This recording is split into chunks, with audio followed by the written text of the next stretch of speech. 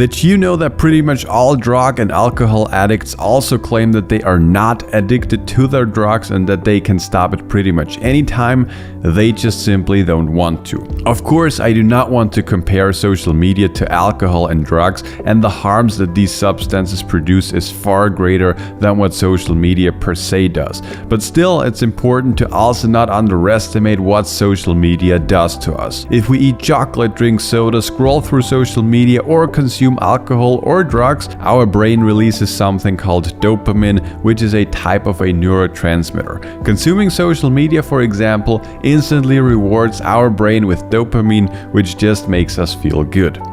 Well, at least for the short term. The average person these days spends 2 hours and 27 minutes on social media every day, according to studies from Data Reporter. If we spin this even further and also take a look at the screen on time in general, not just social media, we have an average of 7 hours where people are looking at a screen per day. This means the average person spends over 1,000 minutes per week on social media.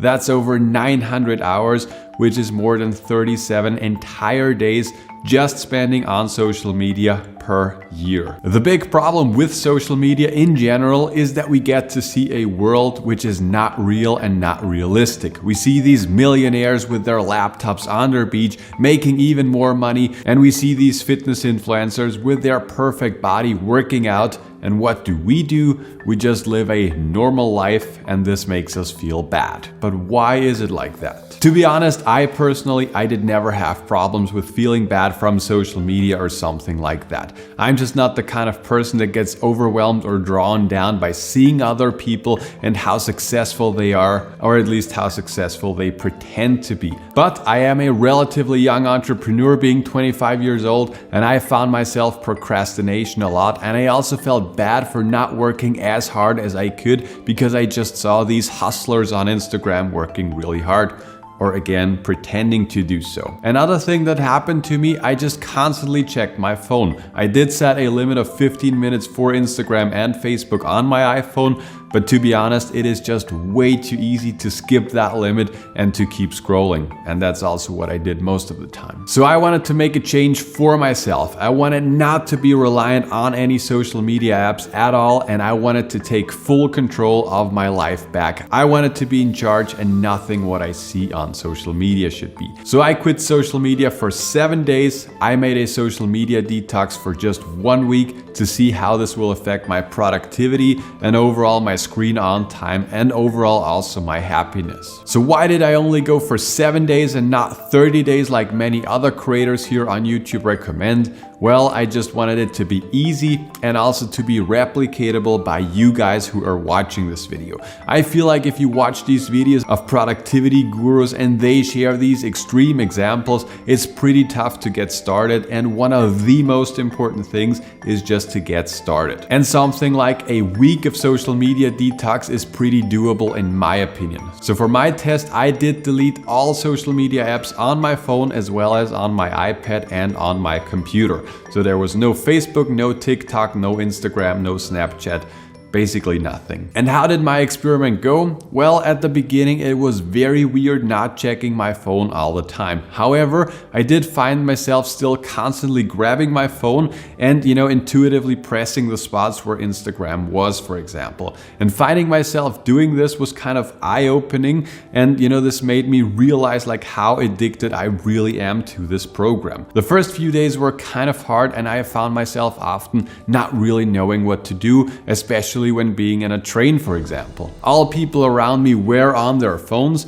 And by the way, if you stop doing that for yourself, you notice that pretty much anyone in the trains is on their phone, no matter the age. The thing that was most beneficial to me personally as a creator, as an entrepreneur working from home most of the time, was my focus during the time I was actually working. Whilst I was doing the social media detox, I also read the book Deep Work by Cal Newport, and I also started using Brain FM whenever I was really working, whenever I was in deep work. And to be honest, the combination of Brain FM and not having my phone around me when working this was a true game changer. In case you ever had the issue that you could not focus whilst you were learning or whilst you were doing some creative work, I can highly recommend you that you try out Brain FM. There is a 4-day free trial that you can try out right now, and we also have worked out a deal for you guys where you can save 30% off of the monthly and also the annual subscription. And yes, this is an affiliate link, so we're getting a little kickback on that. But like I said before, I'm 100% convinced that Brain FM is a true game changer. Whenever I'm doing some creative work or whenever I'm doing some deep work where I'm like thinking about a new video script or about a new ad for one of our customers, I'm always just putting on my headphones and listening to Brain FM. And like I said, for me, this was a true game changer. So in case you want to try it out, just click the link below in the video description, use the coupon code SFP, and you'll save 30%. So what is my conclusion after the 7 days of social media detox? So on one hand, I definitely caught myself being a little more reliant and a little more addicted on social media than I thought I was. But this experiment also showed me that this can be cured and that this is not the way it has to be. These 7 days opened my eyes, especially when it comes to the productivity when I'm actually working. The experiment is now 2 weeks ago and I still have no social media apps on my phone, and I probably will never install them again. To be honest, I do have them back on my iPad because I do also have an online course and a social media marketing agency, so I kind of need it for my work. But whenever I'm in deep work, I just have none of these devices around me and I'm just more focused whilst I'm working. These days I do use social media again, but like I said before, only after my work and not the first and the last thing in the morning. And I think that's also a very important thing that often gets overlooked. If you start the day in the morning with grabbing your phone and reading the news, you let other aspects drive your day and drive your energy of the day, and you're not in full control of your own life. And I think that's definitely not what should be the case. Did this experiment change my life completely? No, of course not. This were only 7 days, but it's definitely very interesting to see what our phones and what social media does to us. I think it is very important that we are aware of what social media does to us and that we take full control back to our lives. For me personally, I could take quite a lot out of this experiment, and I can recommend it to every one of you guys to also try it out for yourself. Thank you so much for watching. I know this video was a little different than usual. Usually I'm only talking about smartphone filmmaking, which is our online course where I teach you guys how to film professionally with a smartphone. In case you're interested in that, there is a link down below that will bring you to our totally free webinar where I share the top 5 secrets to shooting cinematic videos with your smartphone. But that's it for this video. I hope you enjoyed it, and I'll talk to you guys in the next one.